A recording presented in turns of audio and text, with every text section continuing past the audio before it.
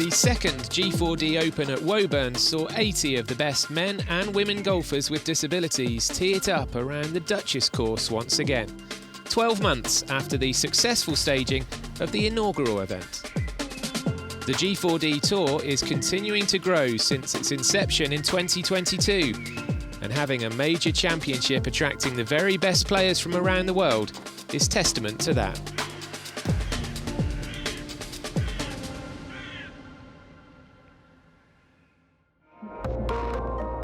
For the second year, golfers with disabilities competed in the truly inclusive championship at Woburn over 3 days from the 15th of May.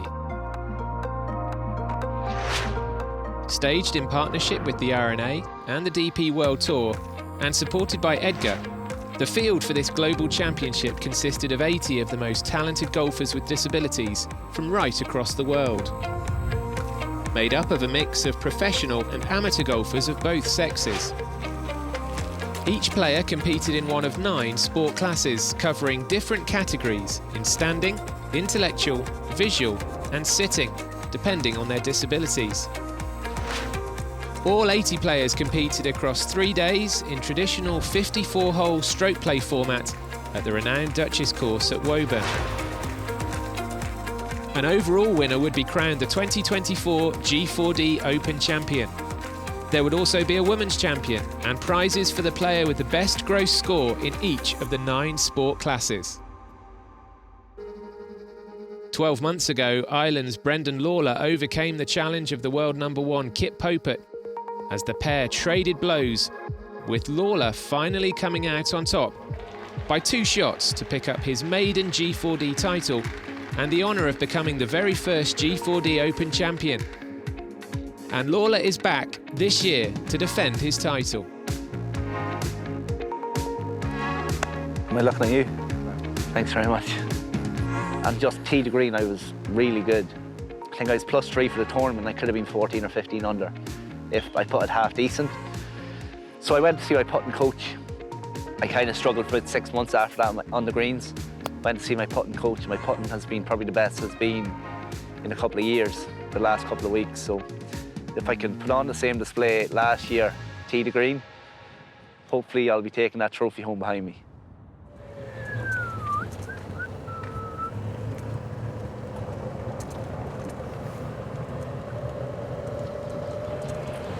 We go to the range. Well, those things, how are you? Not bad, mate.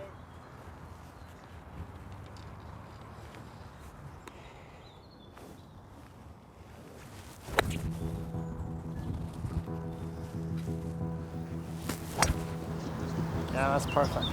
Yeah, we will. I was sick there at the start of the year, and I lost a pile of weight. I lost like 4 kg. I was weighing at 57, went right down to 52.5, 53. I had very bad skin. I went on this mad diet where I could just eat chicken and rice for a month, and I literally shredded to bits. Like, it was unreal. The local chippy has been my favourite the last couple of weeks, just to try put a beef on. It's amazing the journey that he's had over the last 5 years and what he's achieved. It's amazing. We're very proud as a family. My boys.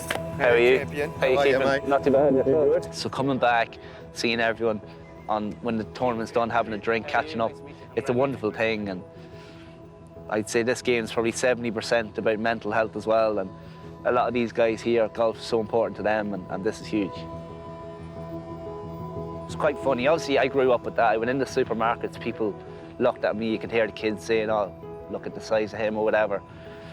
But it was happening quite a lot online, and it wasn't sitting well with my family, and I didn't care about it because I've seen it all before.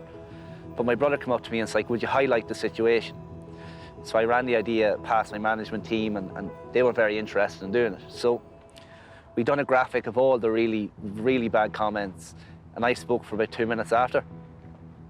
And it got massive traction, like Rory McIlroy got involved, Shane, Niall Horan got involved. So many people in the world of golf got behind me and done that. And I thought it was perceived really, really well. And I think it hit home with the message we wanted to show. I do a lot of public speaking to like primary schools, secondary schools. I done a talk last week in a local school, and I talked about Kip Papa that had cerebral palsy, and I think there was a girl, she was 8 years old, had a smile on her face and looked at her SNA and was like, cerebral palsy, and then she's going to take up the game. So just having an impact on one person is such a big thing.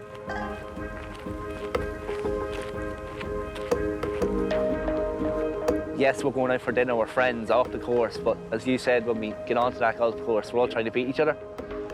But after 18 holes, whoever wins, we're happy for them to get the opportunities off the course, to win a tournament, whatever it is. So what's really good now is there's a lot more people that can win, where we didn't have that for a long time. Like Mike Brown won in Texas last week, Kep's won a lot, Wan's won, I've won, Tommaso. We have multiple winners now on the G4D Tour, and that's important to show that anyone can win these tournaments. That's my symbol. See that? Really? That's the impact I had on it there. That wee thing.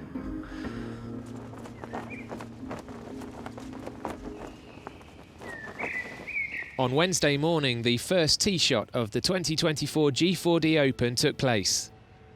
And the honour fell to Daphne van Houten, the top-ranked female player in the world from the Netherlands, who has scoliosis. So I heard I was gonna hit the first tee shot 2 days ago, so that gave me a bit of like anxiety, and yeah, it was nerve-wracking. It made my heart rate go up a little bit, but it's amazing to do it and that I have the honour to do it. And to hit it down the middle, then I'm happy.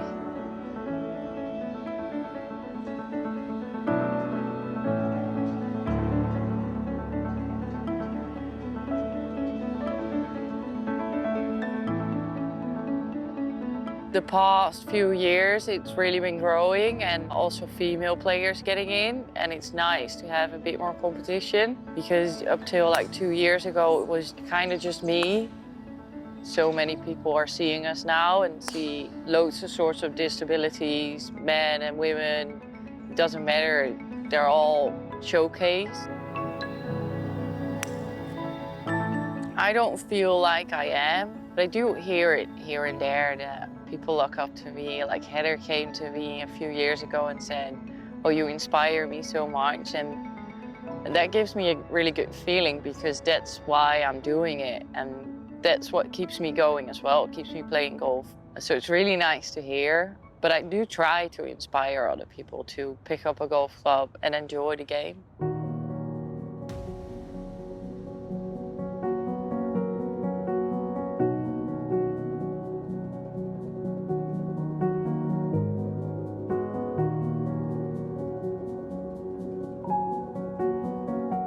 I already started playing golf before I got my disability.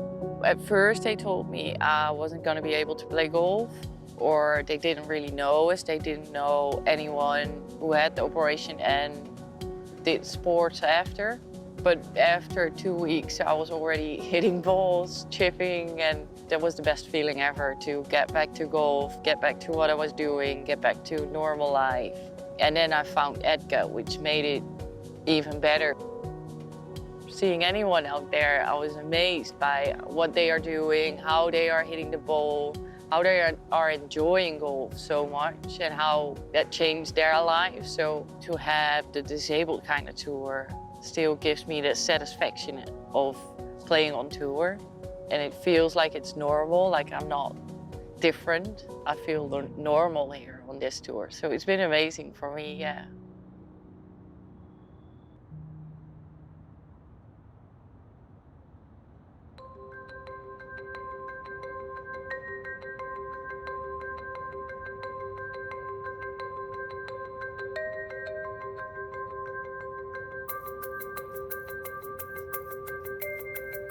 This is game number 9. On the tee from Carton House, the defending champion, Brendan Lawler.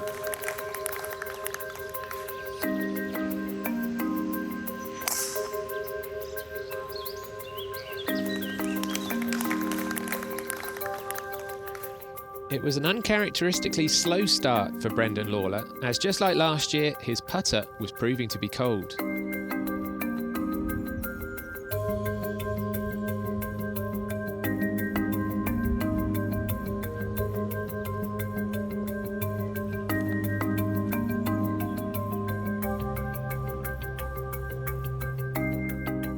A bogey at the second hole, along with 8 pars, saw the defending champion go out in 1 over.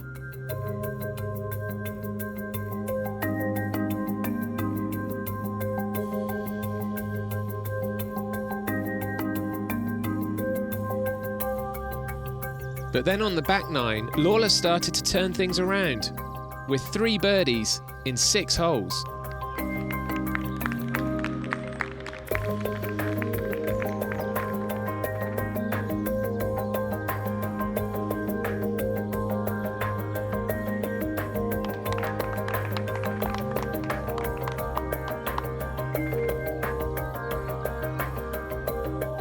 Lawler has become one of the leading players in the world for golfers with disabilities, and he was starting to show why.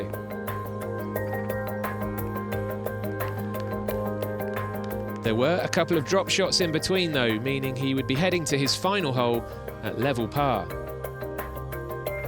Elsewhere, the most recent winner on tour out in the States, Mike Brown, made a late day charge with 4 birdies in his last 6 holes for a 1 under 71. Brendan joined him on that mark after making this birdie on 18. Much to the satisfaction of Dad Billy on the bag and Mum Marie. We were pretty calm out there today because it wasn't all rosy in the garden. I hit a few square tee shots, got into a lot of trouble on 9, made a really good par, and then I missed a lot of putts early, which was a bit unfortunate, but I feel I struck the ball pretty well, and when I was in trouble I got out of it pretty well. I chatted to my caddy before we go out and we said, I think today is just about keeping yourself in it going into the next 2 days, and anything around level par I'd be happy with. So the birdie the last to go 1 under was really, really a bonus, so happy. Leading though after day 1 was the pre-tournament favourite and world #1 Kip Popert. 3 under for his front 9 saw him pull clear of the field. Just 1 drop shot coming home along with 2 birdies, including this well-judged chip that just dropped in Tiger Woods style on the 13th, added up to an opening 68.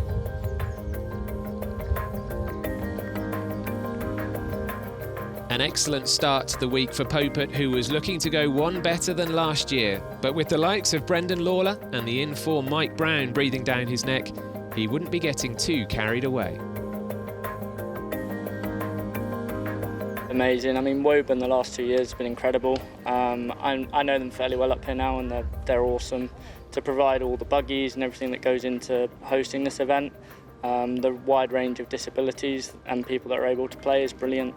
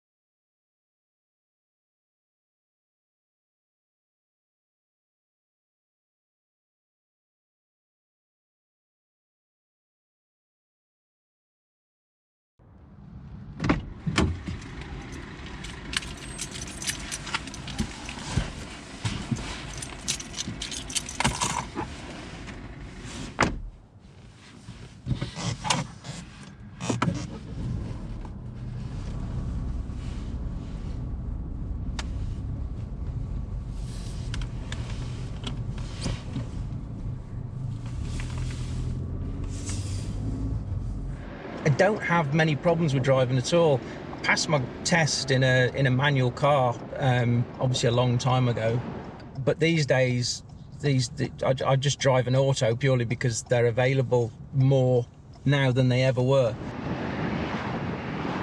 Obviously, I want to enjoy myself. I want to see some of my mates, which is always good. But at the same time, I do want to get a bit of redemption out of it as well. And then that's what it's all about, really, is just proving to myself that I've still got a game that's worthy of the G4D.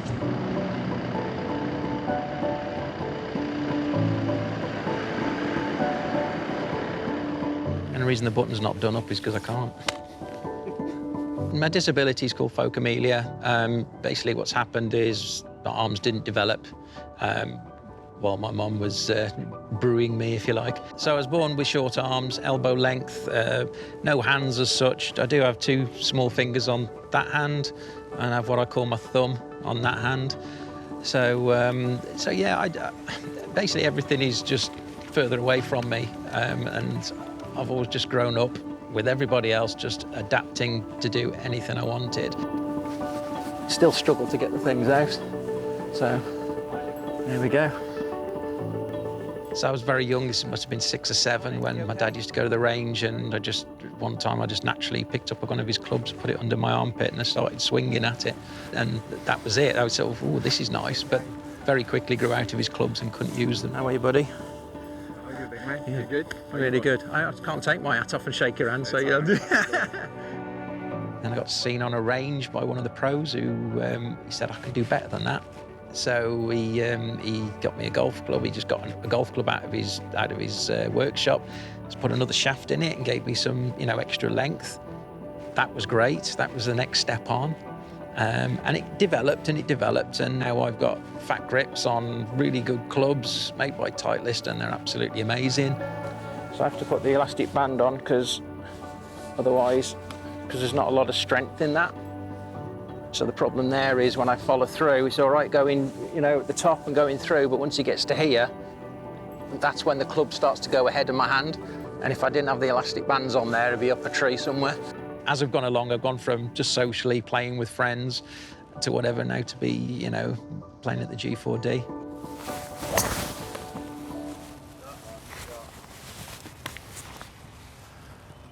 Good.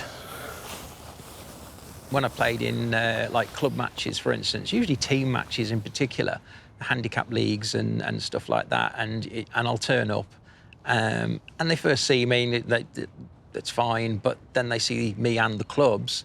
It's like, okay, so he's here to play, and there is a bit of a, not quite a step back, but it's, if they haven't seen it before, there's a bit of shock and awe about it. It does look different, and you know what people are like with different. It's a bit, that takes a bit of time to process. But then if I can get on the tee and I hit that first ball and I hit it well, it's, it's like, oh, okay, that's why the club's are long, because of the way he holds it. But he can play, and they also see the handicap as well, and they go, okay, so it's a real handicap as well.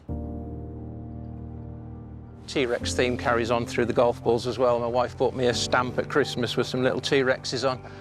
It's not only the head cover, but it's also on the ball as well. And she thought that was hilarious. And to be fair, it's great, because you've got to mark your golf ball. There's quite a few kids coming with upper limb disabilities, which is great. And if I can be there to show them anything, or show them how I would do it, and it inspires them to have a go. It's about having a go and trying it and trying to find your way. Everyone in golf is very much about swing your swing. And the beauty of this event is everyone's got has got a different swing. No one has got the same swing here, whether you're in a para golfer or like myself, or you're Brendan Lawler. They've all got a different swing. But if we can get these kids to come in and see what's possible, whether it be one of the one-arm guys or myself, then that can only help them to think that might be an avenue for me. And what Edgar are doing to bring these young people in to have a look at it is fabulous. The beauty about golfers with disabilities, they come in all shapes and sizes, they've got all different abilities. And I think the fact of the matter is, when you look at Tony, you can see, you go, wow, this guy plays golf. And, you know, I think for somebody who's a traditional golfer with playing with a, you know, 42-inch driver and, you know, standing there and trying to hit it, then they see Tony with his, whatever it is, 60-inch driver or something similar to that, and seeing him playing, you go, wow, how does he do that? He embodies what golf for the disabled is all about. And it's visible, you can see it very clearly, but he's an impressive player. It is fantastic, and it is important to have a major event, and that's got that. I guess this is what a major would feel like to anyone else, certainly is to me. To say you treat it like a normal event, no, it's a level up, it really is. Last year, I think maybe I didn't handle it as well. I think I got a bit overawed by it all, but I'm definitely coming into it with a better game than I came into it last year, which helps, so I can be a bit more relaxed about the golf side of things. And enjoy things like the Players' Lounge and the media being here, and embrace it. And hopefully, the game will be better than it was last year.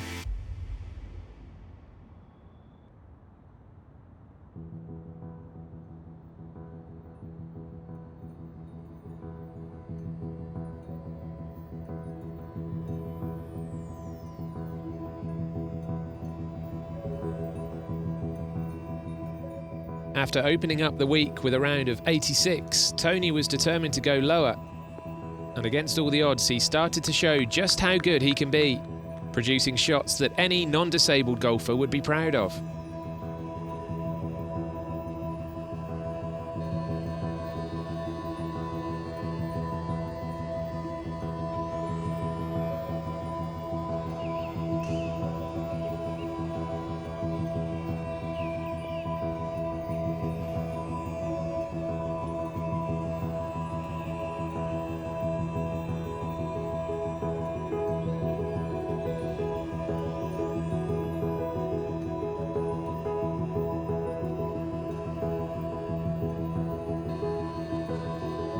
The Duchess course has hosted the Men's Senior Open Championship as well as the English Amateur Championship in the past, and is a true golfing test. But Tony was taking it all in his stride.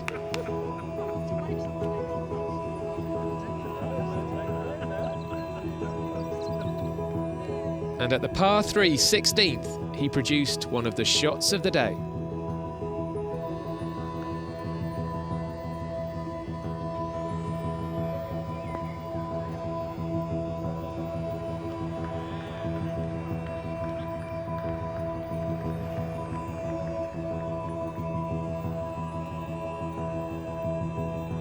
And at the 18th, he showed off his prowess with the flat stick.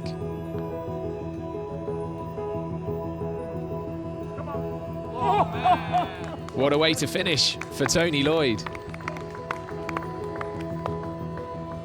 Over the moon, genuinely. I was 43 on the front today. To come back in 38, I'm thrilled, honestly. So chuffed with myself, proud of myself almost, you know.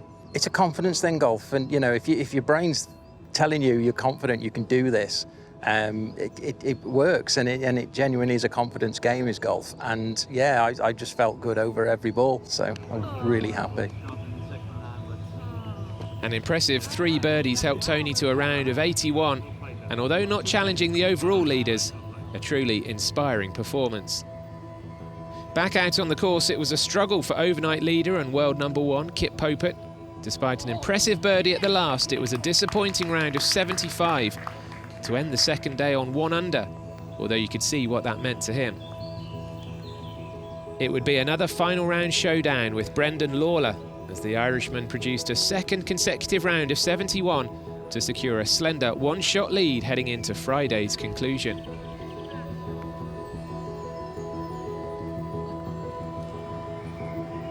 The likes of Thomas Blizzard and Chris Willis would be relying on some mistakes from the leading duo on Friday, but just like last year, it looked like a head-to-head battle between world numbers 1 and 2, Kip Popert and Brendan Lawler. Me and Kip, we get on pretty well. He's a really good golfer. His game's on a really good level, but my game's also on a really good level, and he's #1 at the minute. I want to try and take that off him eventually. He's too far ahead. But if he can go out and win this event, I think it's true who the real #1 player is. So we'll see what happens.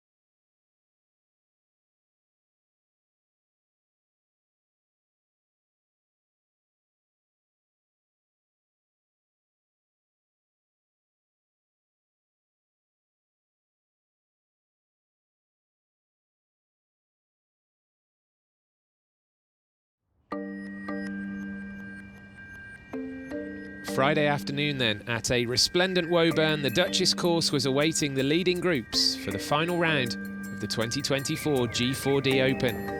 At the top of the standings, it was the formidable duo of Kip Popert and Brendan Lawler, the only two players under par for the tournament.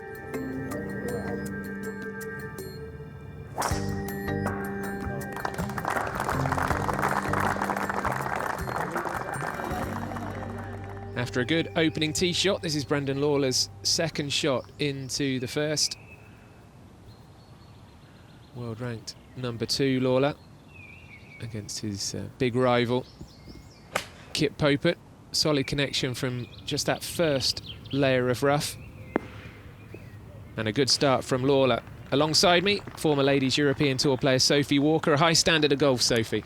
Yeah, it's excellent. We've got a duel on the Duchess course at the moment. Kip Popert looking to reverse last year's results and become king. Downslope here for him, 119 yards. Trying to knock down a wedge.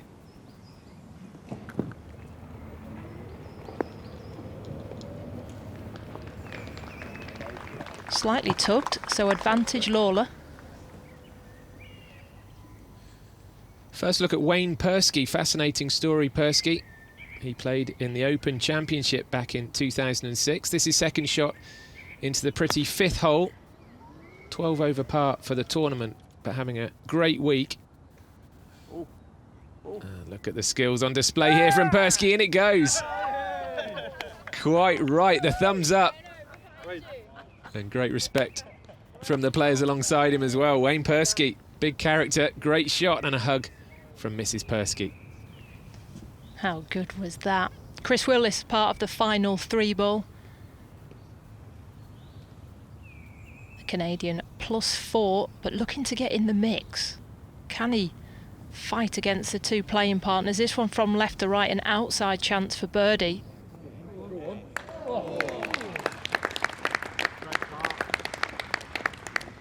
It would be a big day for Willis, actually, playing alongside Popert and Lawler. Plenty of pressure on him.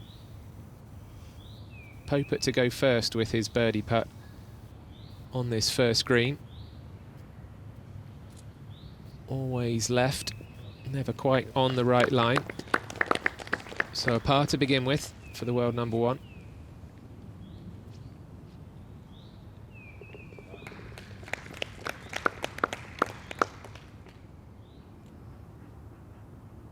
Lawler's eyes must be lighting up here. A chance to double his lead. This one from right to left.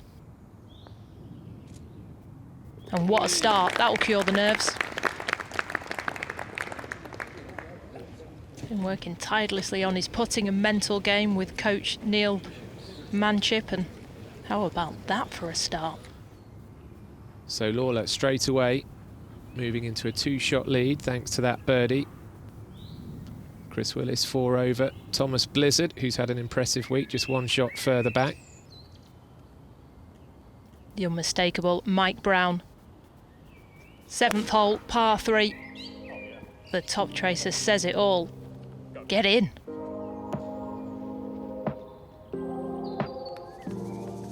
Had a try, didn't it? Tap that one in for a 2. I mentioned Thomas Blizzard. Here he is, 18 years old, Englishman, competes in one of the intellectual classes. This his second shot at the 8th. And another brilliant iron shot from the young man who was really appearing for the first time at a tournament of this stature. Lachlan Wood, his attempt to the par 3 7th. Player I'm excited to watch, has had over 40 operations on his leg, but that is not stopping him. Ran that one close to the pin also. And an interesting one this week with Lachlan Wood being caddied for there by a former captain at Woburn Golf Club. They've struck up a friendship and offering his help to Lachlan Wood as we jump to Chris Willis, the Canadian, a par putt. Oh, look at that. Really friendly, charismatic guy, Chris Willis, and enjoying himself in the final group. Not enjoying himself is Brendan Lawler. Double bogeyed the first par 3, double bogeyed this 7th par 3, and he gets back to level par. Popert not quite finding the fairway, but he is Mr. Consistency usually, and another solid approach. He had a steely look in his face, Popert, on this final round Friday. But you can see locked together, Popert and Lawler at level par. Blizzard joining Chris Willis in a tie for 3rd. The wind in his sails down the left-hand side of the 8th, 130 yards. A pitching wedge going right after this front flag. Oh yes, we're seeing a change in the tide.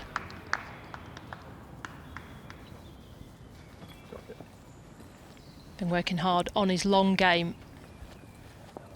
Let's have another look at this fantastic golf swing. Very strong in the upper body.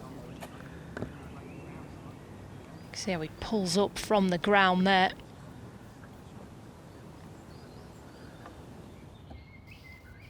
Blizzard, 6 over par, playing the 9th.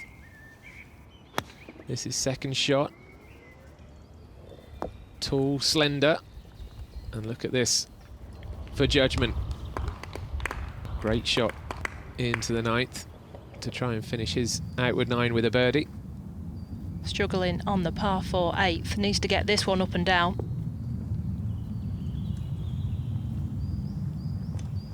Sets himself an uphill par putt to come, but it's tense here towards the end of this back 9. Chris Willis, born with bone issues in his leg, vertebrae and hand. Birdie putt from just off the 8th green. Never on the right line. Decent length though, and he's still there or thereabouts. Would need a miracle to get in amongst the top 2. Thomas Blizzard from Droitwich. This is his birdie putt on the 9th. Uphill, right to left. Come on. Yeah, side door.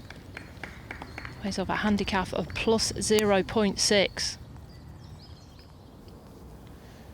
Big moment this on the 8th, a par putt for Lawler.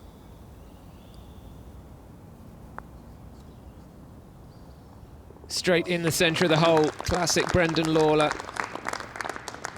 Resilience from the Irishman, but his playing partner and rival today has a chance to get a birdie.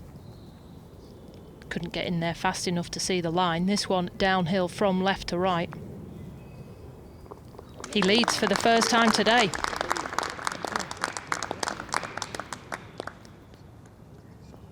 Well, nip and tuck, as we expected, between the top 2. Popert, as Sophie says, into the lead for the first time at 1 under par. Lawler level, and Thomas Blizzard going along very nicely at 5 over. So as the final group heads towards the back 9, as expected, it's developing into a showdown between the top 2 players in the world, the Englishman holding a slender lead over the Irishman, as Popert looks for revenge after missing out to Lawler a year ago.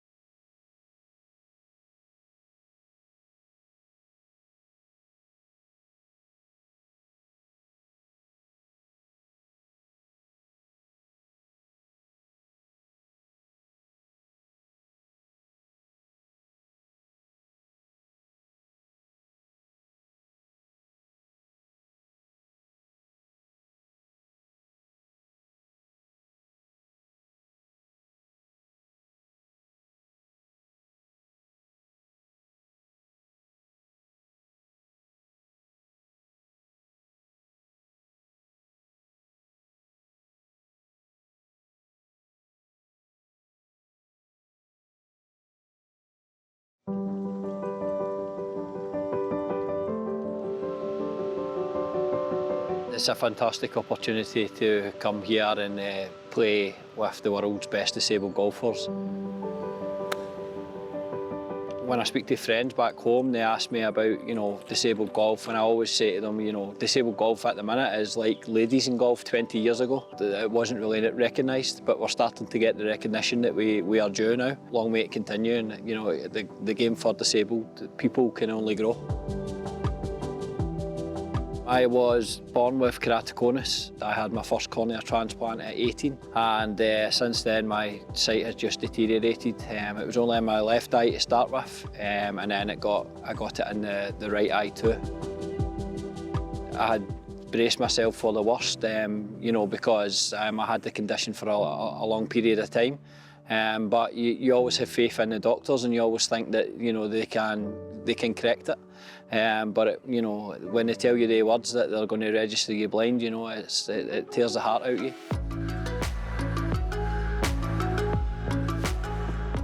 I can't play golf without a guide. Golf is a very individual sport, but when it comes to when you're visually impaired, it becomes a team sport, because you need your guide to line you up. You need them to read the putts. Watching the ball fly in the air, as soon as I strike it, I don't know where it's going. When the ball's in the air and my guide's describing to me what's happened, then I can visualise just the same as someone who can see the ball. You have to have trust in them and the information that they're giving you. My dad gets as much satisfaction out of a good shot as I do. I really get my competitive spirit from my dad. I've been brought up with it, with him being so competitive on the football field. Sometimes we argue when we're on the golf course because the two of us are so competitive. I've won some trophies playing golf as well now, so his trophies get moved out the way and mine are in now. It's always good to have that drive within you to inspire you to keep going. And when I lost my sight, it didn't stop me. It didn't allow me to stop doing what I want to do. And the game of golf has changed my life dramatically. I work in the industry now. I work for the R&A. Part of my role is to enhance disabled golf. We're bringing disabled kids, we're bringing visually impaired kids into the game, and all I'm doing is passing on the experience that I've had through playing in tournaments like this to the kids, and and hopefully in 10 years' time, I can, the next generation will be playing here as well. Barry McCluskey, whose dad George used to play football for Celtic, and Barry just highlights the inclusivity of this event. Remarkably, he eagled the 15th hole on day 2, what both Kit Popert and Brendan Lawler at the top of the leaderboard would have given for that score on Friday afternoon. Up ahead on the 18th hole, the women's champion was crowned, and it was Daphne van Houten who, as we saw earlier, hit the first tee shot of the week. It's been an amazing event. It's so big. I was impressed when I came here, how big the stage is. And it's also amazing that there's 80 players. It's a big field, and anyone can win with the men as well. It's tight, so yeah.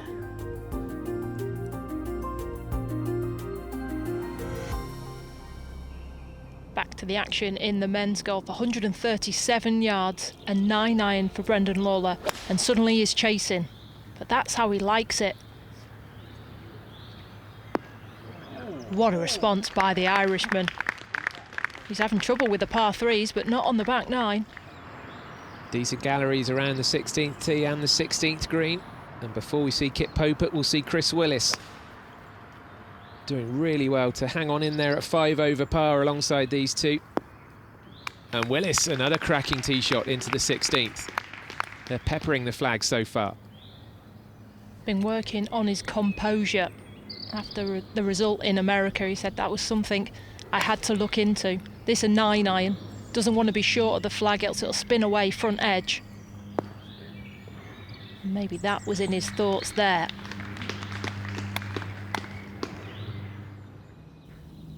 One of the players who's travelled a long, long way to be here at Woburn this week, Lachlan Wood of Australia. His second shot into his final hole. And though he's really enjoyed his G4D Open experience, can he finish with a flourish? Just a little bit of backspin, keeping him on the green. A solid week for Wood. The second round of 79 took away Mike Brown's chances of victory. His final swing of the day into 18. He's He's holding his pose, he likes it. Oh, Brown showing his class.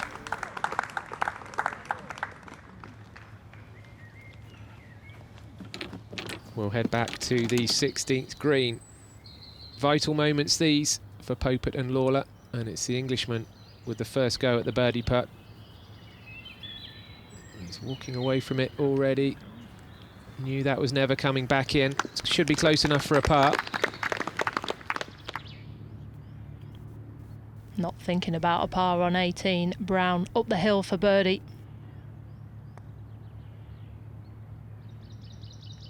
Catches a piece for a round of 74. Off the back of an excellent result in America, an historic result, in fact. Not quite this week.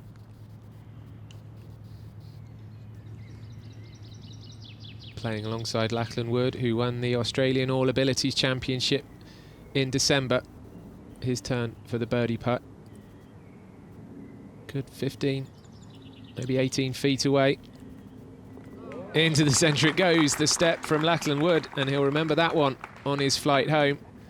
A good week for the Australian. Just that second round let him down. Chris Willis was 3 over par through 3 holes in this final group. It would have been nervous for him, but hasn't he fought back well? Not a birdie there on 16, it will be a par, but he's held his own. Plenty to learn from being in this situation.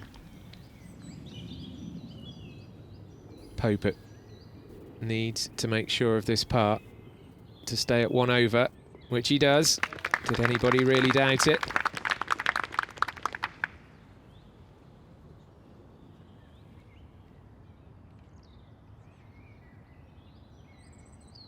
Or just a par for Popert. Suddenly a chance to share the lead here for Lawler.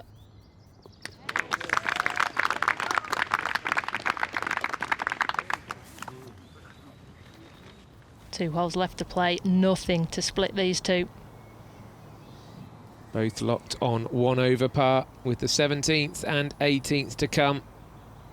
Chris Willis in there at 5 over. Wayne Persky finished at 7 over. But there was trouble on 17 for Lawler. Short of the green, he didn't manage to get up and down. So the birdie on 16 given away with a bogey on 17. That fat 9-iron. He's got mud all over his face. Billy, his dad, helping him out. Just at the wrong moment, wasn't it? What a time to get something in your eye. We rejoin Lawler on the 18th. His second shot into 18. Needs a birdie. And also needs a mistake from Popert. All he can control is his bit. Manages to punch it up onto the green, but as you can see, it's quite a long way wide. He's got a monster putt ahead of him if he wants to defend his title. A bullet 3 would have 280 yards to here. 119 pitching wedge. A shot that he's practiced over and over again at Wilderness Golf Club. And it's come good at the right moment for Popert. That was expertly done from the semi-rough. And look at these pictures of Popert and Lawler, and Chris Willis as well, striding up the 18th. Decent galleries following this final group all day. And the 2024 G4D Open, bigger and better than last year's inaugural event. And what more could you ask for but the title being decided on the 18th green?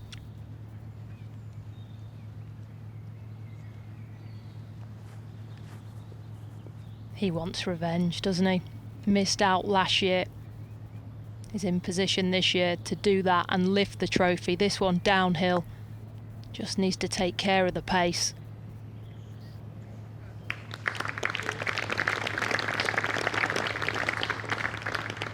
Over to you, Lawler. Well, Brendan Lawler has had some magic moments in his career. If this huge birdie putt can go in, I'm sure it would be the absolute highlight. But it's a long way he's got to come from pretty much one edge of the green right across to the other. Easily 40 foot, but he needs this to force a playoff. Oh, he's given it a good go. And a great response from the crowd, a nice reaction from the Irishman. It's not going to be quite enough this year. So Lawler will tap in for a par, and he will make way for Kip Popert, who only has a tiddler himself to become the G4D Open champion. But Lawler, make no mistake, will be back. 71, 71, 76, just the final round letting him down slightly. Frustration. Chris Willis needs this to finish in third alone. He gets it, a round of 74, and a fantastic week from the Canadian.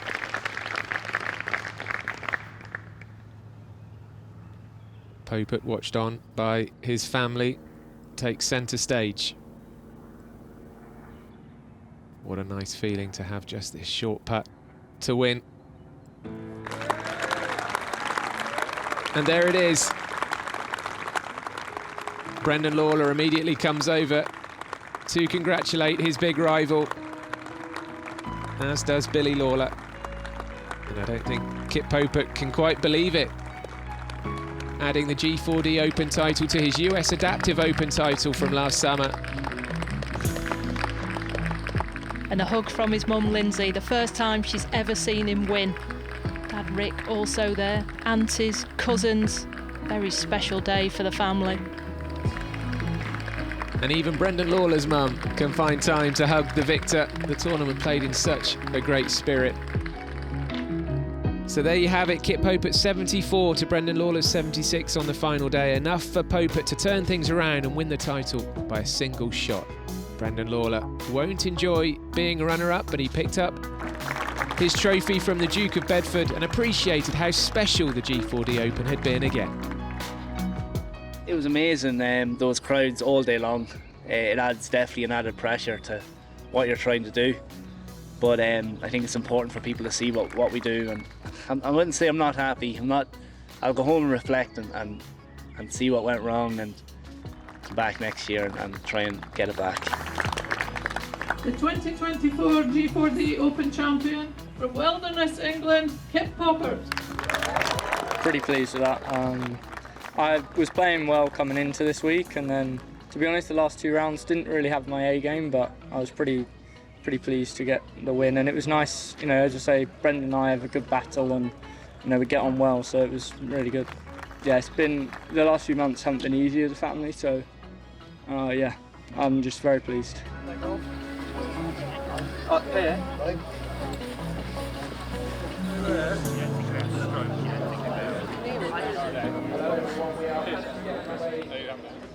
That was tough.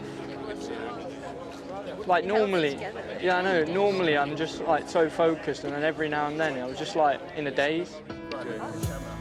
Massive congratulations to Kip, Daphne and all of the sport class winners. A week to remember for all 80 players and everyone in attendance at Woburn this year. Golf proving again that it is a sport for everyone.